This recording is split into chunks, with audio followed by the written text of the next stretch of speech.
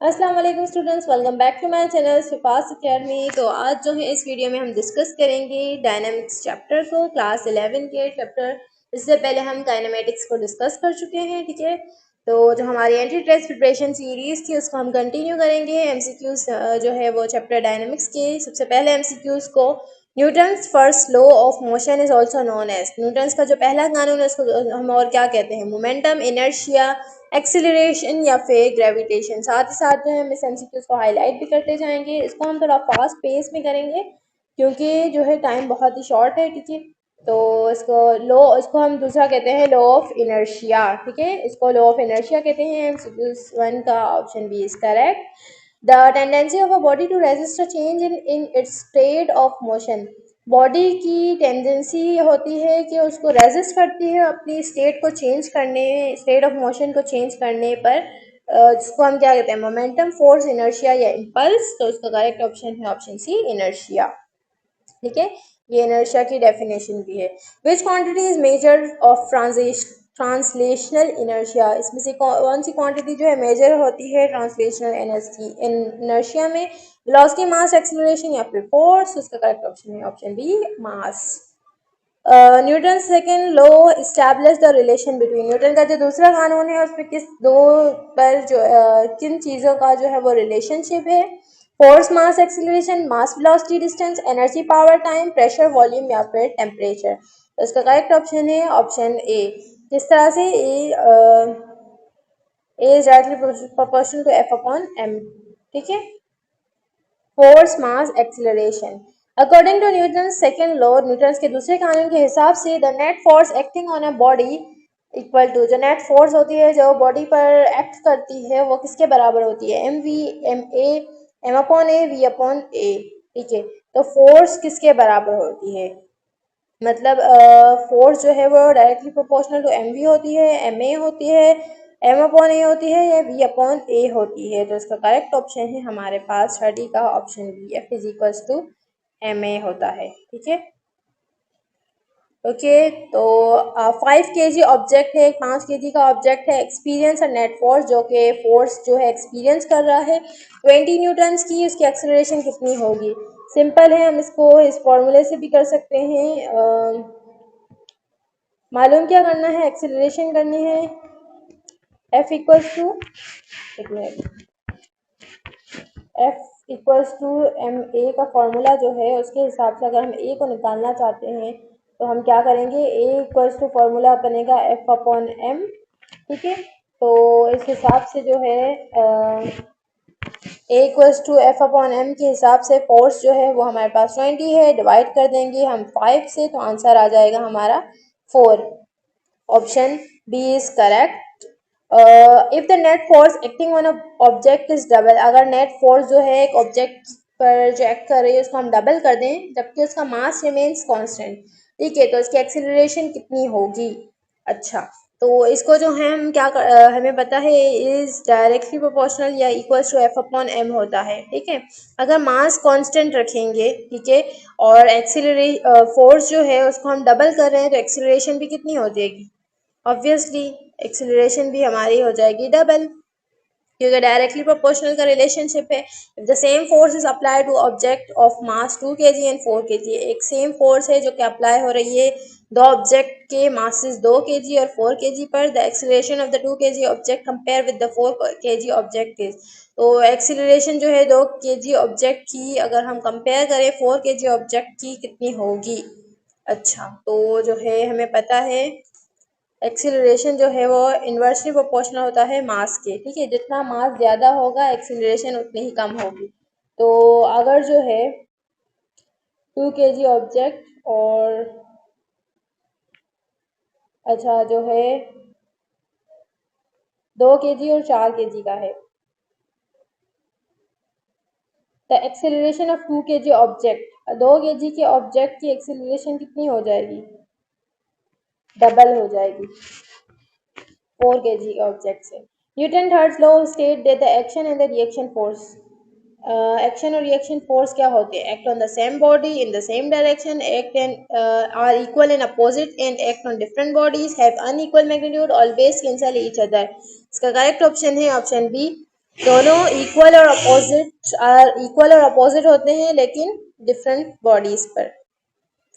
A person push a wall with a force, एक person है जो कि पुश कर रहा है दीवार को 100 न्यूटन की फोर्स के साथ।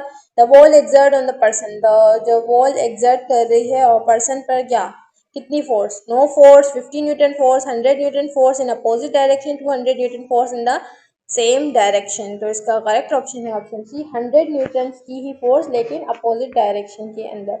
अ रॉकेट मूव अपवर्ड, एक रॉकेट है जो कि अपवर्ड मूव कर रहा है because air push it's upward, क्योंकि हवा जो है पुश कर रही है उसको upward. It pushes goes downward and gas exert an upward reaction force, वो पुश कर रहा है गैस को डाउनवर्ड पुश कर रहा है और गैस एक्सर्ट कर रही है upward reaction. Gravity become zero, gravity zero होने की वजह से it mass suddenly become zero, या फिर उसका मास जीरो होने की वजह से। तो इसका करेक्ट ऑप्शन है option D. Linear momentum of a body is defined as, जो लीनियर मोमेंटम होता है बॉडी का, वो किस तरह से डिफाइन कर सकते हैं, मास multiply by acceleration, mass multiply by velocity, force multiply by distance, mass multiply by displacement. तो हमें पता है P इक्वल्स टू क्या होता है, mv होता है, तो ऑप्शन बी इज करेक्ट। ऐसा यूनिट ऑफ मोमेंटम, मोमेंटम का ऐसा यूनिट क्या होता है, Newton joule kilogram metre per second, kilogram metre per second square. ठीक है, तो इसका करेक्ट ऑप्शन है ऑप्शन सी, kilogram metre per second square. किस तरह से, मोमेंटम इक्वल्स टू होता है एम वी, एम होता है केजी में, मास होता है किलोग्राम में, और वेलोसिटी होती है मीटर पर सेकेंड में। तो इस तरह से इसका ये यूनिट आ गया।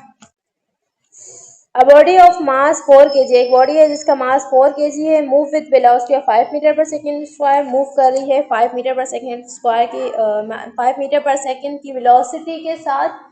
इट्स मोमेंट, उसका मोमेंटम कितना होगा। अच्छा, इसमें मोमेंटम मालूम करना है तो इसको हम P equals to M V के फॉर्मूले से कर सकते हैं। मास जो है हमारे पास है 4, वेलोसिटी जो है हमारे पास है 5, 4 5 ज़ा 20, सॉरी 20। ठीक है, तो option C is correct. Impulse is equal to, जो इम्पल्स होती है वो किसके बराबर होती है, change in momentum, change in velocity, force divided by time, momentum divided by mass. ठीक है, तो इसका करेक्ट ऑप्शन है हमारे पास option A, change in momentum. Impulse जो है वो होती है चेंज इन मोमेंटम के बराबर, मतलब इम्पल्स इक्वल्स टू हो गया delta P divided by delta T. ठीक है, increasing the time over which a given change in momentum occur will generally increase the average force, decrease the average force, make the momentum zero, double the acceleration automatically। तो इसका correct option है option B, decrease करता है average force को। Air bag reduce injury, air bags होते हैं ठीक है जो रिड्यूस करते हैं injury during a collision, mainly because जो कॉलिजन के दौरान जो एयर बैग्स जो हैं वो फिल आउट होकर जो इंजरी से बचाते हैं, किस वजह से, increase the change in momentum, increase the collision time and thereby reduce average force, increase in passenger mass, eliminate momentum। इसका करेक्ट ऑप्शन है ऑप्शन बी, क्या करता है वो, इंक्रीज करता है कॉलिजन टाइम को और रिड्यूस करता है एवरेज फोर्स को। Friction is called are self adjusting force because static friction, friction जो है उसको हम सेल्फ एडजस्टिंग फोर्स कहते हैं क्योंकि स्टैटिक फ्रिक्शन क्या है, always has the maximum possible value, adjust its magnitude according to the applied force up to limiting value, always act in the direction of motion, exist only when an object is moving। इसका correct option है option B. Friction जो है जिसको हम self adjusting force होती है static friction में, क्या करती है, एडजस्ट करती है अपने मैग्नीट्यूड को फोर्स के अकॉर्डिंग, ठीक है, और इसकी लिमिटेड वैल्यू की।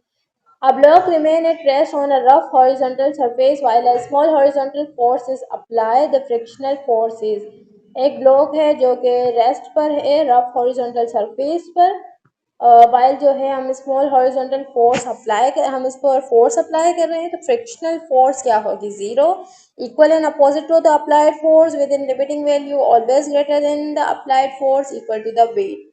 इसका करेक्ट ऑप्शन है ऑप्शन बी, इक्वल होगी जितनी हम लगा रहे हैं लेकिन अपोजिट होगी अप्लाइड फोर्स के।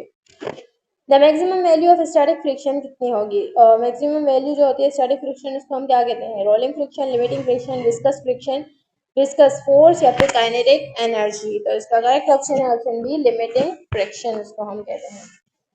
Once a block start sliding on the surface, एक ब्लॉक है जो अपनी सरफेस से स्लाइड कर रहा है, the friction acting on its, जो फ्रिक्शन एक्ट कर रही है उस पर क्या होगी, static friction, sliding friction, gravitation force या सेंट्रीपिटल फोर्स। सिंपल है, स्लाइड कर रहा है वो, तो इसमें क्या होगी, स्लाइडिंग फ्रिक्शन मौजूद होगी। In general the coefficient of friction is, generally coefficient of friction क्या होता है, vector quantity with unit Newton, a dimensionless quantity, measure in meter per second, measure in Newton per meter square। Correct option इसका एक dimensionless quantity होती है coefficient of friction। If the normal reaction between two surface increase, अगर हम दो normal दो surfaces की जो नॉर्मल रिएक्शन है इंक्रीज कर दे तो रेमिटिंग फ्रिक्शन जनरली क्या होगी, decrease, remain zero, increase, become independent of the surface. तो करेक्ट ऑप्शन है option C, increase. A car move around a level circular road, एक कार है जो मूव कर रही है सर्कुलर रोड पर, the force that provide the required centripetal force is primarily, जो फोर्स प्रोवाइड कर रही है रिक्वायर्ड सेंट्रीपिटल फोर्स वो क्या होगी, weight, normal reaction, frictional friction between tyres and road, engine force directly toward the centre. Correct option इसका flow friction जो tyres और रोड के दरमियान है। लास्ट एमसीक्यूज है, a passenger in a moving bus tend to move forward, एक passenger है जो कि बस में मौजूद है, मूव कर रहे हैं फॉरवर्ड, जब बस जो है सडनली स्टॉप हो जाती है, हम एक जैसे बस रुकती है तो सारे के सारे पैसेंजर फॉरवर्ड आगे की तरफ जो है वो झुकते हैं, तो ये क्या है, न्यूटन के फर्स्ट लॉ ऑफ इनर्शिया की वजह से, न्यूटन के सेकंड लॉ की, न्यूटन के थर्ड लॉ, या फिर कंजर्वेशन ऑफ एनर्जी की वजह से। तो जो है इसको हम कहते हैं न्यूटन का फर्स्ट लॉ ऑफ इनर्शिया, क्योंकि इनर्शिया क्या होता है कि बॉडी अपनी मूवमेंट जो अपनी स्टेट है उसको चेंज नहीं करना चाहती, तो उसको रेजिस्ट करने की वजह से जो हम आगे की तरफ मूव करते हैं। ठीक है, तो यहाँ पर हमारे एमसीक्यूज डायनेमिक्स के कंप्लीट होते हैं। अगर आप लोगों की कोई क्यूरी हो तो आप लोगों से कमेंट में पूछ सकते हैं। ठीक है, तो चैनल को लाइक एंड शेयर सब्सक्राइब कर दें ताकि आप लोगों के साथ मज़ीद वीडियोस आप लोगों को पहुंच सके। थैंक्स फॉर वॉचिंग, अल्लाह हाफिज़।